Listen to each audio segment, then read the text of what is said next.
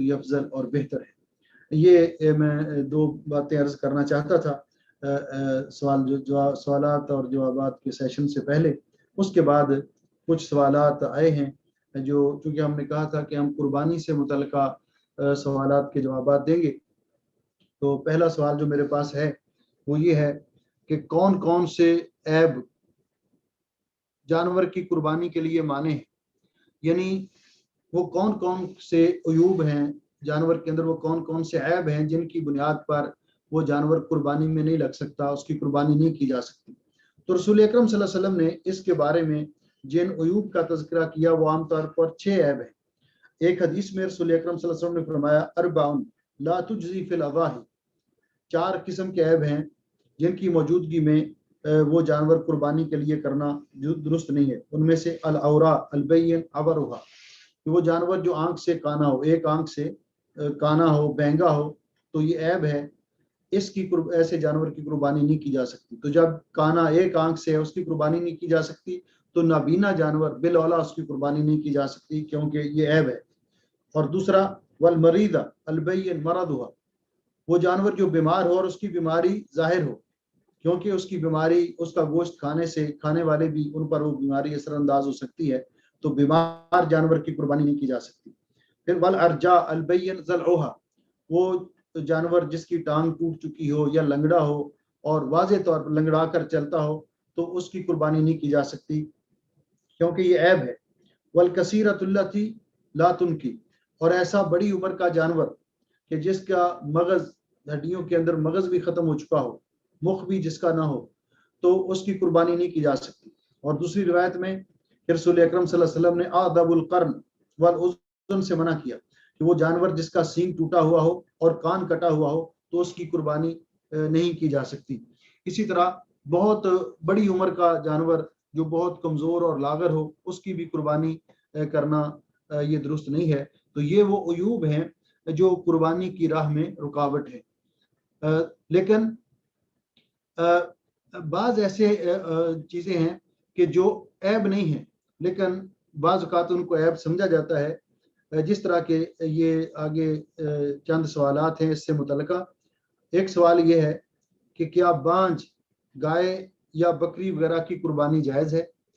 बांझ से मुराद वो है कि जो बच्चे पैदा नहीं करती, जो गाय जो है वो बच्चे पैदा नहीं करती, जिसको हम अपनी जुबान में फंडर कहते हैं, या ऐसी बकरी जो बच्चे पैदा नहीं करती लेकिन उसके अंदर कोई और ऐब नहीं है, वो कुर्बानी की उम्र भी के मुताबिक भी है, 2 दांता भी है, 2 दांती भी है वो गाय, वो बकरी, लेकिन वो बच्चों को जन्म नहीं देती, बच्चे पैदा करने वाली नहीं है, तो ये कुर्बानी के लिए ऐब नहीं है। ऐसी गाय या बकरी उसकी कुर्बानी की जा सकती है। इसी तरह अगला सवाल ये है कि क्या 2 थन वाली गाय की कुर्बानी जायज़ है? यानी गाय के उमूमी तौर पर 4 थन होते हैं, दूध जहां से हम निकालते हैं, तो जिस गाय के 2 थन हो सिर्फ पैदाइशी तौर पर, या 2 थन उसके वो दूध देने के काबिल नहीं, सूख चुके हों, तो ऐसी गाय की कुर्बानी भी की जा सकती है, क्योंकि थनों का 2 होना या 4 होना ये कुर्बानी के लिए ऐब नहीं है, रुकावट नहीं है, उसकी कुर्बानी की जा सकती है। जिस जानवर के सींग वो हैं तो सही, टूटे हुए नहीं है, लेकिन हरकत करते हैं, सवाल ये आया है कि वो अच्छा भला बैल उसको पाला हुआ है, वो 2 दांता भी है, लेकिन उसके सींग बचपन से हिलते हैं, हरकत करते हैं, तो ऐसे बैल की कुर्बानी की जा सकती है। ये सींगों का हिलना ऐब नहीं, सींगों का आधे से ज्यादा टूटा हुआ होना ये ऐब है, लेकिन उनका जो बचपन से ये हरकत करते हैं, तो ये उसके शुरू से ऐसे हैं सींग, तो ये ऐब नहीं है, इसकी कुर्बानी की जा सकती है। इसी तरह अगला सवाल ये है कि क्या खस्सी होना ऐब है? क्या खस्सी जानवर की, यानी बैल है या बकरा है, छतरा है, तो खस्सी है, तो उसकी कुर्बानी की जा सकती है? तो कुर्बानी के लिहाज से, कुर्बानी करने के लिहाज से जानवर का खस्सी होना ये ऐब नहीं है, जानवर का खस्सी होना ये ऐब नहीं है, क्योंकि रसूल अकरम सल्लल्लाहु अलैहि वसल्लम ने, बल्कि बाज़ उलमा ने तो लिखा कि खस्सी जानवर का गोश्त दूसरे जानवर की निस्बत ज्यादा अच्छा होता है, लजीज भी होता है, और ये जानवर मोटा ताज़ा भी होता है। रसूल अकरम सल्लल्लाहु अलैहि वसल्लम ने जो دو دمبے مینڈے جو ذبح کیے قربانی میں تو اس کے اندر واضح طور پر یہ الفاظ موجود ہیں کہ بکبشین اقرنین املحین موجوعین، کہ وہ دونوں خصی تھے، تو لہٰذا خصی جانور کی قربانی کی جا سکتی ہے، خصی ہونا عیب نہیں ہے۔ اس کے بعد یہ سوال ہے کہ کیا قربانی کا جانور تبدیل کیا جا سکتا ہے؟ قربانی کے جانور کے تبدیل کرنے کی کئی صورتیں ہیں۔ ایک صورت تو یہ ہے کہ آپ نے قربانی کا جانور شروع سے پالا ہے اور وہ موٹا تازہ ہے اور اس کی مارکیٹ میں اچھی قیمت لگ رہی ہے، آپ نے قربانی کی نیت سے وہ جانور پالا کہ میں اس کی قربانی کروں گا، لیکن آپ یہ سوچتے ہیں کہ یہ جانور میں بیچ کر ڈبل قیمت پر تو کچھ پیسے بچا لوں گا اور سستا جانور لے کر قربانی کر دوں گا، تو ایسا کرنا جائز نہیں ہے۔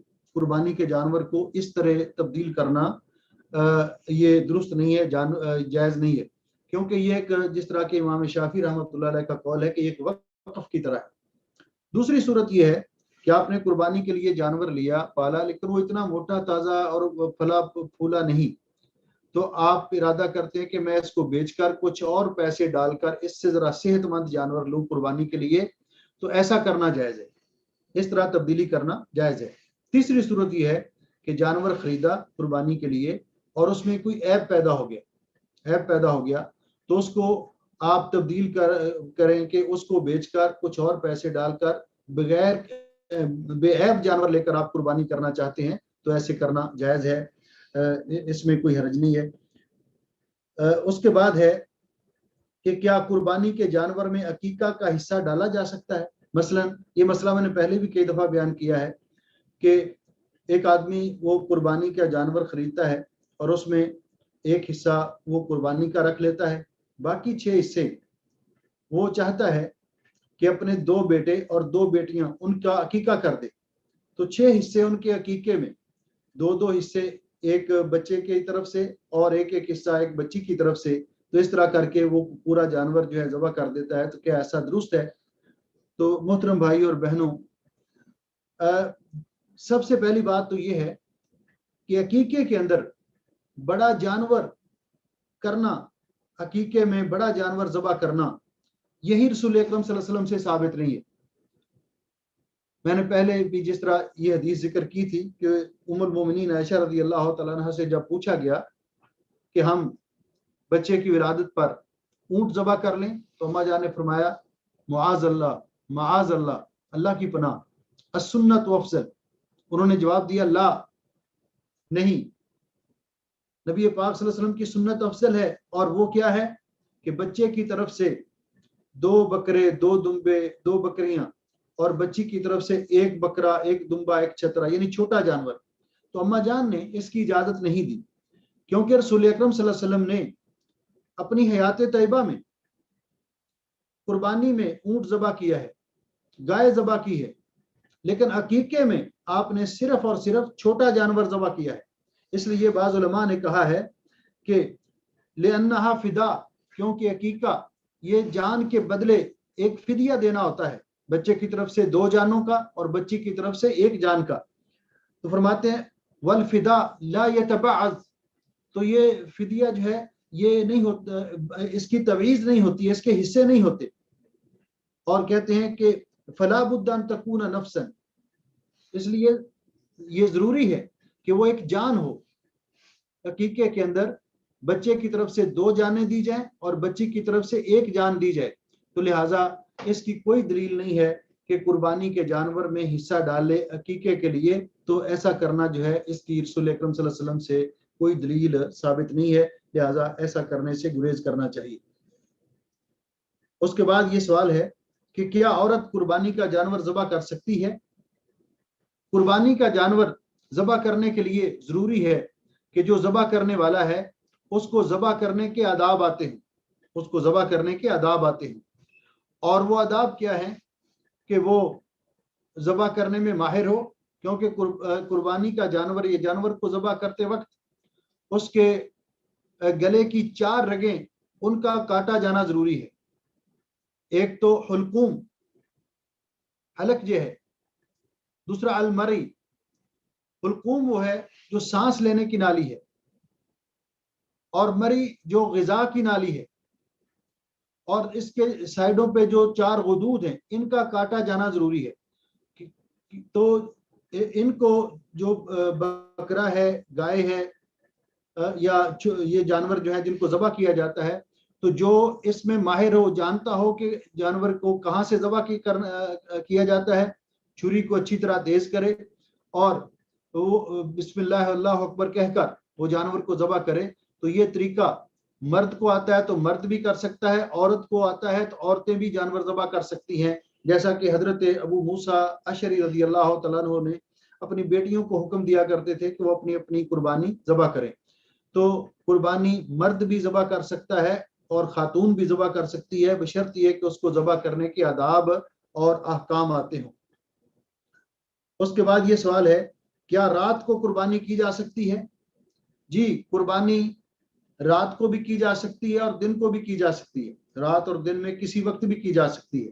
لیکن ایک بات یہ ہے کہ کہیں ایسے نہ ہو کہ رات کو اس لیے ذبح کریں تاکہ کسی کو پتہ ہی نہ چلے اور گوشت ذبح کر کے سمیٹ کر اپنی فریزر میں رکھ لیا، اور ایسے نہیں. تو عام روٹین میں اگر دن کو ٹائم نہیں ملا یا ذبح کرنے والا میسر نہیں آیا تو دن کو بھی قربانی کی جا سکتی ہے اور رات کو بھی قربانی کی جا سکتی ہے. قربانی کے کتنے ایام ہیں؟ قربانی کے کتنے ایام ہیں؟ قربانی کے 4 دن ہیں. 4 دن ہیں. پہلا دن یوم النحر ہے.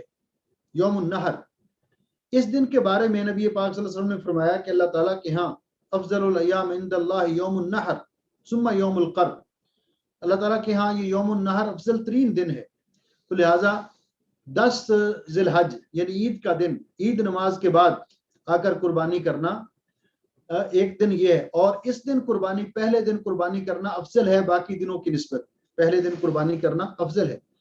اور دوسرا ثلاثۃ ایام بعدہ، یوم النحر و ثلاثۃ ایام بعدہ، ایک تو عید کا دن اور 3 دن اس کے بعد جن کو ایام تشریق کہا جاتا ہے، 11 12 اور 13 کی شام تک. ان دنوں میں قربانی ذبح کی جا سکتی ہے، کیونکہ رسول اکرم صلی اللہ علیہ وسلم نے فرمایا، یہ حدیث اور اس کی سند بھی صحیح ہے، کہ کل ایام تشریق ذبح، کہ ایام التشریق جو ہے یہ ذبح کرنے کے دن ہے، جانور ذبح کرنے کے دن ہے. تو لہٰذا ایام تشریق کے اندر بھی جانور کو ذبح کیا جا سکتا ہے. پہلا دن یوم النحر اور 3 دن اس کے بعد، یعنی 10 11 12 اور 13 ایام التشریق کے آخر تک جن دنوں میں تکبیرات کہی جائیں گی، تو ان کے اندر قربانی کا جانور ذبح کرنا یہ جائز ہے. اور یہ قربانی کے 4 دن ہیں. جس طرح میں نے عرض کیا کہ پہلے دن ذبح کرنا یہ افضل ہے. اس کے بعد ہے کہ کیا قربانی کا گوشت 3 حصوں میں کرنا یہ سنت اور لازم ہے؟ تو قربانی کا گوشت 3 حصوں میں کرنا، تقسیم کرنا، یہ مستحب ہے، کیونکہ اللہ رب العزت نے فرمایا فَكُلُوا مِنْهَا وَأَطْعِمُوا الْقَانِعَ وَالْمُعْتَرَ، اس میں سے خود بھی کھاؤ اور جو رشتہ دار عزیز و اقارب ہیں ان کو بھی، اور فقراء اور مساکین کو بھی، ان میں بھی تقسیم کیا جائے. تو قربانی کے جانور اگر کوئی سارا گوشت تقسیم کرنا چاہتا ہے تو کوئی حرج نہیں، یعنی لازمی نہیں ہے کہ وہ 3 حصوں میں اس کو کرے، بلکہ قربانی کا گوشت 3 حصوں میں تقسیم کرنا مستحب ہے. تقسیم کس طرح کے، سارا قربانی کا گوشت بنا لینے کے بعد اس کو مکس کیا جائے، مکس اپ کر کے پھر اس کو 3 حصوں میں کر لیا جائے. ایک حصہ آپ اپنے لیے رکھ لیں، بیوی بچوں کے لیے، اپنے گھر کے لیے. ایک حصہ اپنے رشتہ دار عزیز و اقارب میں، دوست احباب میں تقسیم کر دیں، اور ایک حصہ فقراء اور مساکین میں. تو یہ مستحب ہے قربانی کے گوشت کو 3 حصوں میں تقسیم کرنا. اس کے ساتھ ایک سوال یہ بھی آیا ہے کہ کیا قربانی کا گوشت غیر مسلم کو دیا جا سکتا ہے؟ قربانی کا گوشت غیر مسلم کو دیا جا سکتا ہے. تو قربانی کا گوشت، اس میں ایک اصول ذہن میں رکھیے کہ رسول اکرم صلی اللہ علیہ وسلم نے فرمایا کہ لا یاکل طعامک الا تقی، آپ کا کھانا وہی لوگ کھائیں جو متقی اور پرہیزگار ہوں، نیک لوگ آپ کا کھانا کھائیں. اس کے پیش نظر اصل تو یہ ہے کہ قربانی کا گوشت مسلمانوں میں تقسیم کیا جائے، لیکن اگر آپ کے اڑوس پڑوس میں کوئی نان مسلم رہتا ہے، ہندو ہے، سکھ ہے، عیسائی ہے، اور آپ تالیف قلب کے لیے، تاکہ وہ آپ کے مسلمانوں کے حسن سلوک سے متاثر ہو، تو آپ اس کو بھی تھوڑا گوشت دے دیں تو کوئی حرج نہیں ہے. یا پھر وہ مانگنے کے لیے آ جائے، کوئی غیر مسلم اگر مانگنے کے لیے آ جاتا ہے، کیونکہ اللہ رب العزت نے فرمایا اما السائل فلا تنہر، جب کوئی سوالی سوال کرنے کے لیے آ جائے تو پھر اس کو ڈانٹو نہیں، اس کو جھڑکو نہیں، بلکہ اس کو بھی کچھ نہ کچھ آپ دے دیں، تو اس صورت میں دیا جا سکتا ہے۔ کیا میت کی طرف سے قربانی کرنا حدیث پاک سے ثابت ہے؟ میت کی طرف سے قربانی کرنے کے بارے میں کوئی صحیح حدیث نہیں ہے، لیکن اولاد اگر اپنے والدین کی طرف سے صدقے کی نیت سے قربانی کرتے ہیں تو وہ ان کے لیے جائز ہے، کیونکہ یہ فضیلت والے دن ہیں۔ تو ایسی صورت میں جس طرح حضرت عبداللہ ابن مبارک رحمۃ اللہ علیہ کا نظریہ ہے، ترمذی شریف کے اندر ان کا یہ قول موجود ہے کہ قربانی کرنا تو میں اس کو اتنا نہیں اچھا سمجھتا، لیکن صدقہ اگر کرے کوئی میت کی طرف سے تو ٹھیک ہے، لیکن اس کے لیے کہ وہ یہ امام عبداللہ ابن مبارک رحمۃ اللہ علیہ کا قول نقل کر رہا ہوں، لیکن اس کے لیے بہتر ہے کہ وہ پھر سارا گوشت جو ہے فقراء اور مساکین میں تقسیم کر دے، تو انشاءاللہ میت کو اس کا ثواب پہنچے گا، وگرنہ میت قربانی کرنے کا مکلف یا پابند نہیں ہے، اولاد ان کی طرف سے بطور صدقہ کرے تو کر سکتے ہیں۔ اس کے بعد ایک سوال آیا ہے کہ قربانی کا جانور، یہ تو ہم نے سنا ہے کہ 2 دانتا ہو، لیکن اگر اس سے بڑی عمر کا ہو، مثلا اس کے 4 دانت گر چکے ہوں، 6 دانت گر چکے ہوں، چوگا ہو یا چھگا جس کو ہم بولتے ہیں،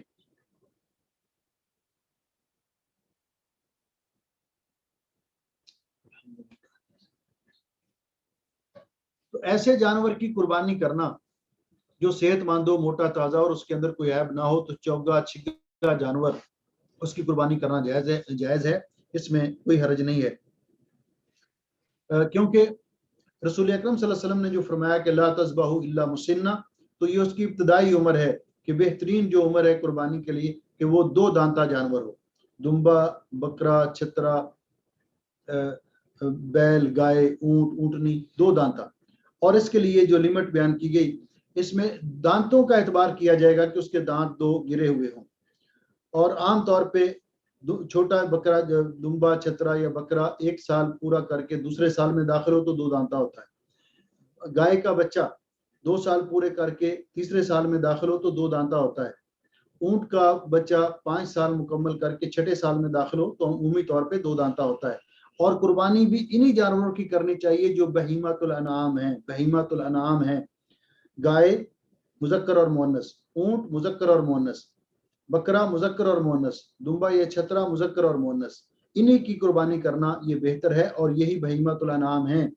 جہاں تک بھینس کی قربانی کا ذکر ہے تو بھینس جو ہے وہ ان بہیمۃ الانعام میں قربانی کے اعتبار سے شامل نہیں ہے، لہٰذا جب یہ جانور میسر ہیں اور مارکیٹ میں مل سکتے ہیں تو پھر ان کو چھوڑ کر جن کے بارے میں نص آئی 8 ازواج اور یہی بہیمۃ الانعام ہیں، تو پھر کسی دوسری طرف جانا یہ بہتر نہیں ہے، لہٰذا انہی جانوروں کی قربانی کرنی چاہیے۔ بھینس حلال ہے، اس کا دودھ پینا جائز ہے اور اس کا گوشت حلال ہے، لیکن اس طرح بہت سارے اور جانور ہیں گائے کے جو مشابہ، جس طرح نیل گائے ہے، بکری کے مشابہ ہرن ہے، لیکن ان کی قربانی کا کوئی فتویٰ نہیں دیتا، لہٰذا انہی جانوروں تک اپنے آپ کو مرکوز محصور رکھنا چاہیے، محدود رکھنا چاہیے جن کی قربانی رسول اکرم صلی اللہ علیہ وسلم نے دی ہے اور جن کو بہیمۃ الانعام کہا گیا۔ اس کے بعد ہے کہ قربانی کرنے والے حجامت کب بنوائیں، بال کب کٹوائیں، تو اس سلسلے میں ایک بات ذہن میں رہے، یہ سوال جو کیا گیا اس کے پیچھے میرے خیال میں یہ بات ہے کہ یہاں جو لوگ ہیں قربانی کریں گے، انشاءاللہ بہت سارے احباب قربانی کریں گے الحمدللہ، اللہ تعالیٰ توفیق بخشے، اور یہ بات یہ ذہن میں رکھیں کہ قربانی کرتے وقت ایک تو نیت کہ ہم خالص اللہ کی رضا کے لیے کر رہے ہیں، نمود و نمائش مقصود نہ ہو، اور قربانی اللہ کی رضا کے لیے کریں، اور اللہ تعالیٰ سے یہ دعا بھی کریں کہ اللہ رب العزت قبول و منظور کر لے، اللہ تعالیٰ سب کو قربانی سب استطاعت لوگوں کو قربانی کرنے کی بھی توفیق بخشے اور اپنے فضل و رحمت سے قبول و منظور بھی فرما لے، کیونکہ اللہ تعالیٰ کو اخلاص چاہیے اور نمود و نمائش سے گریز کرنا چاہیے، اور اس کا گوشت تقسیم کرتے وقت دوست احباب کو خصوصی طور پر یاد رکھیں۔ بہرحال تو سوال کرنے والے کا مقصد یہ ہے کہ جو لوگ یہاں قربانیاں کریں گے وہ تو قربانی کرنے کے بعد اپنی حجامت بنوا لیں گے، لیکن جن کی قربانی اپنے ملک میں ہے، جس طرح ہم اور بہت سارے لوگ ہیں کہ وہ قربانی اپنے ملک میں کرنا چاہتے ہیں، تو وہ کب حجامت بنوائیں گے؟ تو حدیث پاک کے اندر جو لفظ ہیں हत्ता युज़हिया, हत्ता कि वो कुर्बानी का जानवर ज़बह कर ले। तो हम लोग जो हैं जहाँ पाकिस्तान में, इंडिया में और बांग्लादेश में एक दिन बाद ईद होगी, तो वहाँ जब हमारे जानवर ज़बह हो जाएंगे तो उस वक्त हम हजामत बनवाएंगे अगले दिन। जिस वक्त हमें ये इतला मिल जाएगी कि हमारे जानवर ज़बह हो गए हैं, वो ईद के दिन हो या उससे अगले दिन हो, तो जानवर ज़बह करने के बाद फिर हम हजामत बनवाएंगे। ये इसके लिए एक सवाल और भी है, और ये सवाल बड़ा अहम है। मैं शार्ट कर रहा हूँ क्योंकि वक्त भी आपका ज़्यादा ना हो। मेरे पास जो सवाल थे इनमें आखिरी सवाल ये है कि कुर्बानी के जानवर के गुर्दे, कपूरे और ओजड़ी क्या मकरूह हैं? क्या इनका खाना जायज़ है? मोहतरम भाइयों, एक दिन पहले भी मैंने ये सवाल आया था जब किताबुल अतइमा हम पढ़ रहे थे, तो मैंने इसकी वजाहत की थी कि जो जानवर हलाल है उसका हर चीज जो खाई जा सकती है वो हलाल है, उसकी हुर्मत के लिए कोई दलील नहीं है। और जो मकरूह कहते हैं, और मकरूह भी कहते हैं मकरूह तहरीमी, तहरीम का माना कि उनका खाना हराम है। जिस तरह बाज लोग वाज़े तौर पे कहते हैं कि गुर्दे हराम हैं, कपूरे हराम हैं, इसलिए हराम है। तो ये बात कि जो चीज भी खाने की, अगर किसी का दिल नहीं चाहता, मसलन बाज लोग हैं जानवर का जो सर है, सिरी जिसको बोलते हैं, तो वो नहीं खाते, वो कहते जी हमारा दिल नहीं चाहता, लेकिन उनके ना चाहने से वो हराम तो नहीं होगी। सिरी का जो खाना जायज है। अगर किसी ने कोई भाई कुर्बानी करता है, उसका नहीं दिल चाहता कि वो सिरी खाए, तो वो सिरी मरकज में पहुंचा दे इंशाल्लाह। हलाल जानवर की सिरी है और हम उसको एक्सेप्ट करेंगे इंशाल्लाह, इसमें क्या। हाँ जी, तो अगर किसी का दिल नहीं चाहता तो वो ना खाए, लेकिन हराम नहीं उसको कहा जा सकता या मकरूह नहीं उसको कहा जा सकता। इसी तरह बाकी जो चंद अज़ा हैं, बल्कि बाज़ लोगों ने 7 अज़ा का जिक्र किया, और इस सिलसिले में ये रिवायत जिक्र करते हैं। उस रिवायत के बारे में मैं आपके सामने ये रखता हूँ कि एक तो कुरान पाक की आयत कि युहर्रिमु अलैहिमुल खबाइस, ये पेश करते हैं कि ये चीज़ें खबीस हैं। कौन कौन सी चीज़ें? उनमें गुर्दे भी, कपूरे भी, और ये चीज़ें जो है ना इनको शुमार करते हैं। और उसके बाद हजरत अब्दुल्ला इब्न उमर रजी अल्लाह तआला अन्हु के हवाले से एक रिवायत जिक्र की जाती है। तिबरानी अल-औसत के अंदर ये हदीस है, हदीस नंबर 9480 में ये हदीस है। अन इब्न उमर रजी अल्लाह तआला अन्हुमा, हजरत अब्दुल्ला इब्न उमर रजी अल्लाह तआला अन्हु के हवाले से रिवायत की जाती है कि नबी पाक सल्लल्लाहु अलैहि वसल्लम बकरी के 4 अज़ा को यकराहु मिन शाति सबअन, 4 अज़ा को आप नापसंद करते थे। उसमें से एक मरारा, पित्ता, दूसरा मसाना, तीसरा जानवर की छोटे पेशाब वाली जगह, जकर नर जानवर की पेशाब वाली जगह, वल उनसायैन और खुशियतैन यानी कपूरे, वल गुद्दा और गुदूद, व दम और खून। इसमें जो चीजें हराम है कुरान पाक ने उसकी वजाहत कर दी। मसलन जो खून जानवर के जिस्म से निकल के बह जाता है वो हराम है, लेकिन जो गोश्त के अंदर थोड़ा बहुत खून बाकी रहता है वो जायज है, वो उसमें कोई हर्ज नहीं है। गुद्दा जानवर का वो गुदूद जो होते हैं वो इतने सख्त होते हैं कि वो गलने में नहीं आते, तो वो कोई खाता भी नहीं है, एक उसका जिक्र किया गया। उनसा यान कपूरे जो हैं इनके खाने में कोई हर्ज नहीं, हलाल जानवर के हैं, बकरा है, बैल है, तो कोई हर्ज नहीं, इनके हुर्मत पर कोई दलील नहीं है। और बाकी तो जहां तक इस हदीस का ताल्लुक है, तो इसलिए ये हदीस दलील नहीं बन सकती कि इसकी सनद जो है, इसकी सनद के अंदर अलामा अलबानी रहमतुल्लाह अलैह, शेख अलबानी रहमहुल्लाह इसके बारे में फरमाते हैं, हाजा इस्नादुन ज़ईफुन जिद्दन, ये सख्त किस्म की ज़ईफ रवायत है, और मुहद्दिसीन के नज़दीक ये रवायत ज़ईफ है, ये रवायत काबिल अमल नहीं है। और सख्त ज़ईफ उसी रवायत को कहा जाता है क्योंकि इसके अंदर जो रावी अब्दुर्रहमान इब्न ज़ैद इब्न असलम ये मतरूक है, और वह यहया अल-हमानी फीह ज़अफ़ुन, जमहूर मुहद्दिसीन के नज़दीक तो ये रवायत चूंकि साबित नहीं है, लिहाजा इस रवायत की बुनियाद पर ये कहना कि ये चीज़ें खाना जायज़ नहीं है, ये दुरुस्त नहीं है। इसी तरह हजरत मुजाहिद का कौल जो है वो भी रवायत जो जिक्र की जाती है इसी हवाले से मुसन्नफ अब्दुर्रज़ाक में, सुनन अल कुबरा में, तो ये रवायत भी ज़ईफ है। तो वो मुरसल है रवायत, اور دوسرا اس کے اندر ایک راوی ہے واصل بن ابی جمیل جو ضعیف ہے اور اس کی تمام اسانید جو ہیں ضعیف ہیں، لہٰذا اس کی بنیاد پر یہ کہنا کہ یہ چیزیں مکروہ ہیں یہ درست نہیں ہے۔ اگر اس لہٰذا حلال جانور کی کپورے، گردے، دل، کلیجی، تلی اور اسی طرح اوجڑی وغیرہ یہ کھانا جائز ہے، حلال ہے، اس میں کوئی اشکال نہیں ہے، اور ان کو اپنی طرف سے حرام کہنا یہ درست نہیں ہے۔ یہ چند سوالات تھے جو میں نے آپ کے سامنے ان کے جوابات اللہ کی توفیق سے دیے، اور اس سے پہلے جو 2 گزارشات میں نے کی تھی کہ اس بہتر ہو کہ اس پروگرام کا جو پہلا جو حصہ ہے میں نے یوم عرفہ کے بارے میں بات کی، اس کو الگ سے کلپ بنا کر اس کو آگے شیئر کر دیا جائے تاکہ تمام مسلمان اس سے استفادہ کریں۔ دوسرا حصہ نماز عید الاضحیٰ کے بارے میں اس کا کلپ بنا دیا جائے، اور اس کے بعد سوالوں کے جوابات ہیں ان کو شیئر کر دیا جائے۔ آپ کے ذہن میں کوئی سوال ہو تو آپ کر سکتے ہیں، اس کے بعد ہم پروگرام کو کسی کا کوئی سوال ہو تو آپ کر سکتے ہیں۔ جو سوال کرنا چاہے وہ ہاتھ کھڑا کرے اور اس کا جو مائک ہے انمیوٹ کر دیا جائے۔ ہیلو، السلام علیکم رحمۃ اللہ وبرکاتہ۔ ابھی ہمارے انڈیا میں گائے یا بیل کاٹنا یہ ذبح کرنا وہ جرم ہے اس میں، تو پھر وہ بھینس کی قربانی ابھی کرتے، تو وہ کیسے بھینس کی قربانی کا؟ ایسی صورتحال میں میں نے تو یہ سنا ہے کہ وہاں گائے کی قربانی منع ہے، بیل کی جائز ہے، بیل کو منع نہیں کرتے، تو کوشش کریں کہ بیل کے کی قربانی کر لیں۔ تو ایسی صورت میں اگر کوئی اس طرح کی صورتحال بنتی ہے تو پھر وہاں کے علماء سے رابطہ کریں۔ میرا تو اس پر شرح صدر نہیں ہے کہ بھینس کی قربانی کی جائے، تو میں نے تو سنا ہے، انڈین بھائیوں سے ہی سنا ہے کہ وہاں گائے کی قربانی منع ہے لیکن بیل کی قربانی جائز ہے، تو پھر بیل کی کر لیں۔ جی جی، اور کوئی ساتھی سوال کرنا چاہتے ہیں تو ہینڈ ریز کر لیں۔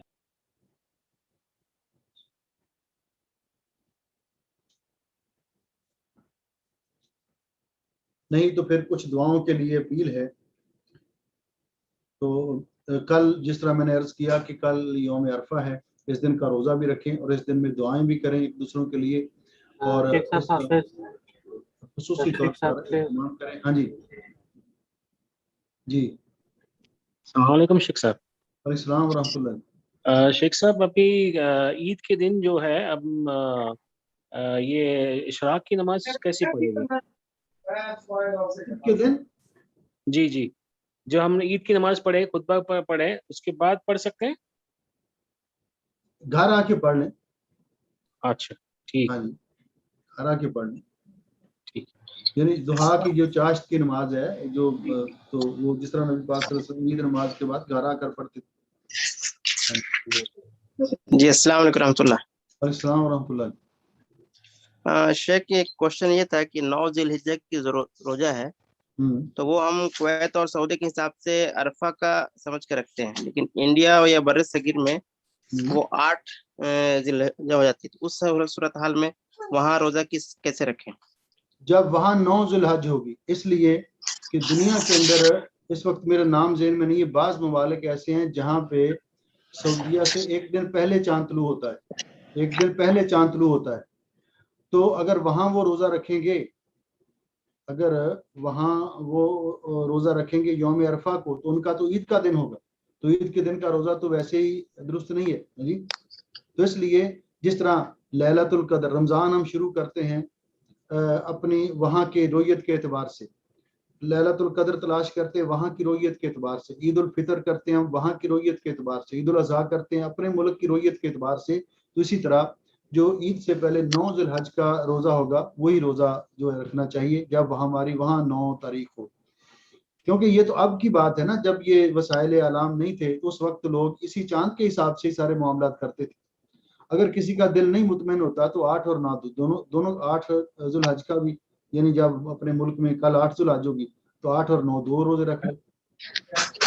جی شفیق صاحب جزاکم اللہ خیر۔ السلام علیکم۔ وعلیکم السلام ورحمۃ اللہ۔ شیخ صاحب دو کوشچن ہے، ایک تو یہ ہے کہ بعض لوگ جو ہے نا وہ کوشچن کرتے ہیں عقیقے کے حوالے سے کہ گائے وغیرہ میں عید کے ساتھ جو ہے نا ہم عقیقہ کر سکتے ہیں؟ محترم حافظ صاحب اس کا جواب میں بڑی تفصیل سے دے چکا ہوں، اگر آپ اس کو سن لیں تو یہ سوال پہلے آ چکا ہے، آپ شاید ابھی آئے شامل ہوئے ہیں، اگلا سوال کریں۔ تو میں نے کہا کہ یہ سنت سے ثابت نہیں ہے ایسا کرنا، قربانی کے جانور میں حصہ ڈالنا، عقیقہ کرنا بطور حصہ کے، یہ سنت سے ثابت نہیں ہے، لہٰذا اس سے گریز کرنا چاہیے، اور اس کی تفصیل جو ہے وہ آپ یہ دوبارہ سن لیں تو انشاءاللہ آپ کو مل جائے گی، کیونکہ اب ٹائم کافی ہو چکا ہے، اگر میں دوبارہ تفصیل شروع کروں گا تو بات لمبی ہو جائے گی۔ ہاں جی، دوسرا سوال آپ کا۔ ہاں شیخ صاحب دوسرا یہ تھا کہ ایام تشریق جو ہے ان میں روزہ رکھنا منع ہے، تو جو ایام 20 کے روزے رکھتے ہیں تو وہ 13 کا روزہ رکھیں گے کہ جو چھوڑ دیں گے؟ دیکھیے رسول اکرم صلی اللہ علیہ وسلم نے فرمایا کہ ایام التشریق ایام اکل و شرب و ذکر اللہ، یہ کھانے پینے کی اور اللہ تعالیٰ کا ذکر کرنے کے دن۔ تو علماء نے کہا ہے کہ جو لوگ وہاں ہیں جنہوں نے قربانی نہیں کر سکے اور وہ ان دنوں کے اندر اگر روزہ رکھنا چاہیں کہ وہ اس قربانی کے بدلے روزہ رکھتے ہیں جی، کہ 3 روزے ایام حج میں وسبعۃ اذا رجعتم، اور 7 جب واپس آؤ تو وہ رکھ سکتے ہیں۔ باقی جو ہے نبی پاک صلی اللہ علیہ وسلم کے اس حدیث پر عمل کرنا یہ اولا ہے کہ یہ کھانے پینے کے اور اللہ کا ذکر کرنے کے دن ہیں جی۔ تو شیخ صاحب ہم لوگ 14، 15 اور 16 رکھ لیں پھر؟ کیوں ایسا اتنے تکلف میں کیوں پڑتے ہیں؟ نبی پاک صلی اللہ علیہ وسلم کی سنت پر عمل کریں، جہاں فرصت ہے وہاں عمل کریں، اور جہاں نہیں ہے تو نبی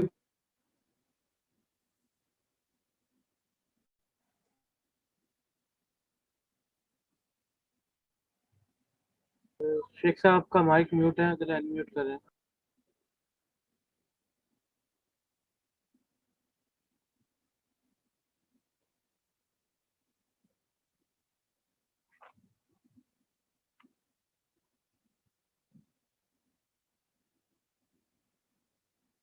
شیخ صاحب آواز نہیں آ رہی، انمیوٹ کریں۔ یہ میرے خیال شاید میرے جواب کی آپ نے سنا نہیں ہے۔ تو نبی علیہ السلام نے فرمایا کہ ایام التشریق ایام اکل و شرب و ذکر اللہ، یہ کھانے پینے کے اور اللہ کا ذکر کرنے کے دن ہیں، تو ان دنوں میں قربانی کے دن ہیں، اپنا قربانی کے گوشت سے استفادہ کریں، اور ایام 20 کے روزے ویسے بھی فرض نہیں ہیں، نفلی روزے ہیں، تو نبی پاک صلی اللہ علیہ وسلم کی سنت پر عمل کرنا اولا ہے۔ ہاں جی، السلام علیکم ورحمۃ اللہ وبرکاتہ۔ شیخ صاحب علیہ السلام ورحمۃ اللہ۔ جی سوال کریں۔ شاہ صاحب ایک کوشچن تھا، اگر کوئی شخص بکرا خرید کے لے کے آتا ہے اور وہ بکرا اگر وہ بکرا بولتا نہ ہو تو اس کا قربانی جائز ہے؟ جی، بکرا اگر بولتا نہیں تو بکرے کے ہم نے کون سا اس سے کوئی واز سننا ہے یا اس کو کوئی بکرے کا نہ بولنا عیب نہیں ہے۔ اچھا کئی جانور ہوتے ہیں خاموش تباہ ہوتے ہیں، نہیں بولتے زیادہ، تو یہ بولنا عیب، اور کوئی عیب نہ ہو جو نبی علیہ السلام نے بتائے ہیں، تو ایسا بکرا قربانی پہ لگایا جا سکتا ہے۔ اوکے، جزاک اللہ خیر، جزاک اللہ خیر۔ ہمارے محترم شیخ مفتی عبدالحنان زاہد صاحب سے آج بات ہوئی، وہ سب دوستوں کو سلام بھی کہہ رہے تھے اور ان کے لیے دعا صحت کی اپیل کر رہے تھے کہ ان کے لیے دعا کریں کہ اللہ ان کو صحت کاملہ عطا فرمائے۔ محترم قاری عبدالمنان طور صاحب کے لیے دعا کریں، اللہ ان کو بھی شفائے کاملہ عطا فرمائے۔ ہمارے بھائی مظہر ریاض صاحب، ان کی اہلیہ کے لیے دعا کریں، اللہ تعالیٰ ان کو بھی شفائے کاملہ عطا فرمائے۔ اور بھی جو مسلمان بہن بھائی چھوٹے بڑے بیمار ہیں، سب کے لیے دعا کریں کہ اللہ سب کو شفائے کاملہ عطا فرمائے۔ جو مسلمان پریشان ہیں، میں آپ سے ریکویسٹ کروں گا کہ ان کے لیے کل بھی خصوصی طور پہ یوم عرفہ ہے، دعا کریں، اور اپنے عام طور پر بھی دعاؤں میں یاد رکھیں کہ اللہ تمام پریشان مسلمانوں کی پریشانیاں دور فرمائے۔ اللہ تعالیٰ ہم سب کی دنیا اور آخرت بہتر بنائے۔ آپ نے اس پروگرام میں شرکت کی اور اس پروگرام میں جو کچھ آپ نے سنا اس کو آپ آگے بھی پہنچانے کی کوشش کریں، انشاءاللہ یہ صدقہ جاریہ ہوگا۔ اور بالخصوص کل کے دن کا روزہ رکھنا اور کل کے دن کو غنیمت جاننے کے بارے میں اپنے دوست احباب کو بھی قائل کریں تاکہ اس سے وہ بھی استفادہ کر سکیں۔ اللہ تعالیٰ ہم سب کو توفیق بخشے، صحت و عافیت بخشے کہ ہم اس دن کی برکات سے استفادہ کر سکیں اور یہ دن عبادت میں گزار سکیں۔ الحمدللہ رب العالمین الرحمن الرحیم مالک یوم الدین، یا رب لک الحمد کما ینبغی لجلال وجہک ولعظیم سلطانک، یا رب لک الحمد ملء السماوات وملء الارض وملء ما بینہما وملء ما شئت من شیء بعد۔ اللہم انا نشہد بانک لا الہ الا انت الاحد الصمد الذی لم یلد ولم یولد ولم یکن لہ کفوا احد۔ اللہم صلی علی محمد وعلی آل محمد کما صلیت علی ابراہیم وعلی آل ابراہیم انک حمید مجید۔ اللہم بارک علی محمد وعلی آل محمد کما بارکت علی ابراہیم وعلی آل ابراہیم انک حمید مجید۔ ربنا ظلمنا انفسنا وان لم تغفر لنا وترحمنا لنکونن من الخاسرین۔ اللہم انک عفو تحب العفو فاعف عنا۔ اللہم اغفر لنا ذنوبنا كلها دقها وجلها وما انت اعلم بها منا۔ یا حی یا قیوم برحمتک نستغیث۔ اللہم انا نستغفرک ونتوب الیک۔ اللہم انا نستغفرک ونتوب الیک۔ اللہم ارض عنا فی هذه الحیاة الدنیا رضا لا تسخط علینا بعده ابدا۔ اللہم ارزقنا حسن الخاتمہ، اللہم ارزقنا حسن الخاتمہ، اللہم وفقنا لما تحبہ وترضى۔ اللہم اشف مرضانا ومرضى المسلمین، اللہم اشف مرضانا ومرضى المسلمین، اللہم اقض حاجاتنا وحاجات المسلمین۔ اللہم انت ولینا فی الدنیا والآخرہ، توفنا مسلمین والحقنا بالصالحین۔ اللہم ارزقنا رزقا حلالا طیبا واسعا۔ اللہم انا نسألک الصحة والعفة والامانة وحسن الاخلاق۔ اللہم انک انت اللہ لا الہ الا انت نستغفرک ونتوب الیک۔ اللہم اغفر لنا ذنوبنا كلها دقها وجلها وما انت اعلم بها۔ ربنا اغفر لنا ولوالدينا ولأساتذتنا ولجميع المسلمين والمسلمات والمؤمنين والمؤمنات الأحياء منهم والأموات إنك سميع قريب مجيب الدعوات۔ ربنا هب لنا من أزواجنا وذرياتنا قرة أعين واجعلنا للمتقين إماما۔ اللهم إنا نعوذ بك من البرص والجنون والجذام وسيء الأسقام۔ اللهم احفظنا من كل سوء ومكروه، اللهم احفظنا من كل سوء ومكروه، اللهم جنبنا الفتن ما ظهر منها وما بطن، اللهم اجعل هذا البلد آمنا مطمئنا رخاء سخاء وسائر بلاد المسلمین۔ الہ العالمین اس ملک کی بھی اور تمام بلاد اسلامیہ کی حفاظت فرما، اور یہاں پہ ہماری حفاظت فرما، اور ہمارے اپنے اپنے وطنوں میں ہمارے اہل و عیال عزیز و اقارب کی حفاظت فرما۔ اے اللہ اس سال ہمارے جو مسلمان بہن بھائی عزیز اور عزیزات حج بیت اللہ کی سعادت کے لیے وہاں پہنچے ہوئے، اللہ سب کو صحت و عافیت عطا فرما، اور سب کے لیے مناسک حج کی ادائیگی آسان فرما، اور سب کا حج حج مبرور بنا، اور ان کو گناہوں سے پاک صاف کر کے بخیر و عافیت اپنے اہل و عیال میں واپس لوٹا۔ اللہ تیری بارگاہ میں التجا ہے کہ تو ہمیں بھی یہ موقع نصیب فرما، یہ سعادتیں زندگی میں بار بار نصیب فرما کہ ہم بیت اللہ کا حج کریں، تیرے پیارے نبی صلی اللہ علیہ وسلم کی مسجد مبارک کی زیارت کریں۔ اے اللہ تو مسجد اقصیٰ کو بھی آزادی نصیب فرما، ہم موت سے پہلے اس کے اندر بھی نماز ادا کر سکیں۔ الہ العالمین تو اپنے فضل و رحمت سے پوری امت مسلمہ کی حال پہ رحم فرما۔ اللہ تمام مسلمانوں کو ہر قسم کی پریشانیوں سے محفوظ فرما۔ اللہ یہ وبائی امراض جو کسی طرح سے بھی ہم پر مسلط ہے، اللہ ہمیں ان سے نجات عطا فرما، حالات کو معمول پہ لیا۔ بھائیوں کے کاروبار میں جو کاروباری حضرات ہیں اور ہم سب کے رزق میں برکت عطا فرما، اور ہر قسم کی پریشانیاں دور فرما۔ ربنا آتنا فی الدنیا حسنہ وفی الآخرۃ حسنۃ وقنا عذاب النار۔ سبحان ربک رب العزۃ عما یصفون وسلام علی المرسلین والحمد للہ رب العالمین۔ آمین یا رب العالمین۔ سبحانک اللہم وبحمدک اشہد ان لا الہ الا انت استغفرک واتوب الیک۔ السلام علیکم ورحمۃ اللہ وبرکاتہ۔